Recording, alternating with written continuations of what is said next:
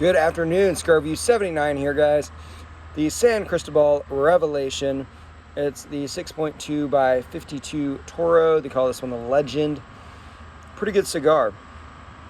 The major thing that stood out immediately before I lit it and smelled it was it smells like spearmint, like that type of gum that you typically get. Comes in a little green pack. I imagine if I was to hold that pack of gum up under someone's nose and hold this cigar up, there's a lot of people that could not tell the difference in which one they were smelling. I mean, it smells like mint so much. Now, the more I smoked it, that kind of mint largely disappears. It's still there a little bit, but I get notes of mostly chocolate.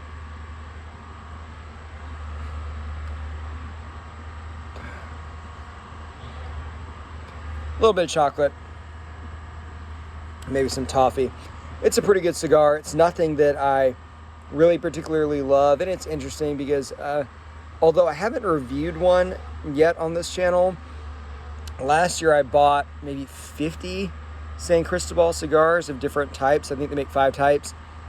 They're great. I mean, there wasn't a single one that was bad. They're all really well made. They just make an absolutely fantastic product. And this one is very good. Something that I get a little bit is almost like a chlorine type taste, and that can happen, when they've been pretty freshly packaged and shipped, I think is what I've read. But I like it. It's a good tasting cigar. Again, mostly chocolate and a little bit of the mint. A little bit about the brand itself. It is Nicaraguan made. For some reason, Cigars International says it's Dominican made. It's not. It's made in Nicaragua. Jose Garcia oversees that brand, the famous cigar maker. Pepin Garcia, who runs a lot of other brands, including one that's his own that is fantastic. Launched in 2007, so they're pretty new, but in 2014, only 7 years after they launched, he had the 18th ranked cigar in the world according to Cigar Aficionado,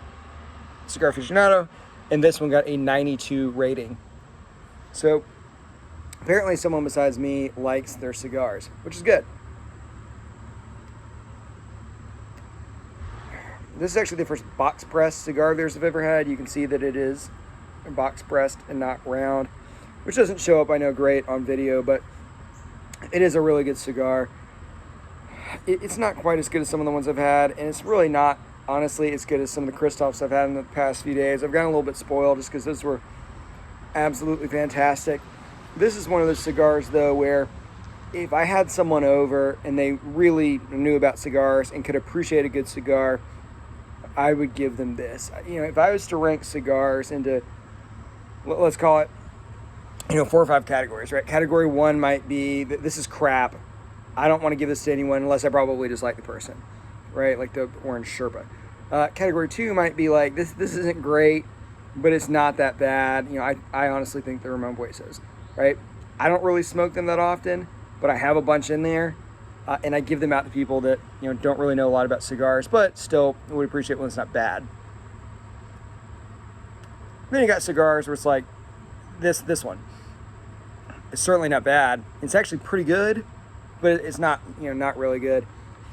Level 4, so I just kind of verbally vomit here. Level 4 might be one like this is the Christophs I was smoking, where it's like this is really, really good. This is a nice cigar. It's absolutely fantastic. I'd be hesitant to hand them out because I want to smoke them. And then the 5th would be something like, the Andalusian Bull, although the last one I had wasn't that good, but the Andalusian Bull, the Hinterclay Stalk Cut, something that's just like phenomenal. Some of the Padron cigars I think are that quality where even for me to smoke them, I want it to be a somewhat special occasion where I'm not just, quaffing it down at noon one day.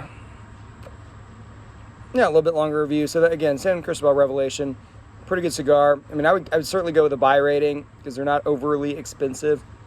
But if you were looking for something in this range, I might actually go with the Christophs that I had in the last reviews, which I think was 78 and 77. But what I review on is taste, burn, and draw. Draws well, burns pretty evenly, and it tastes fine. So with that, I would go with kind of a soft buy recommendation on this cigar. Cigar Review 79. If you've had this one, if you have any comments, I love getting feedback. I always respond. Please let me know.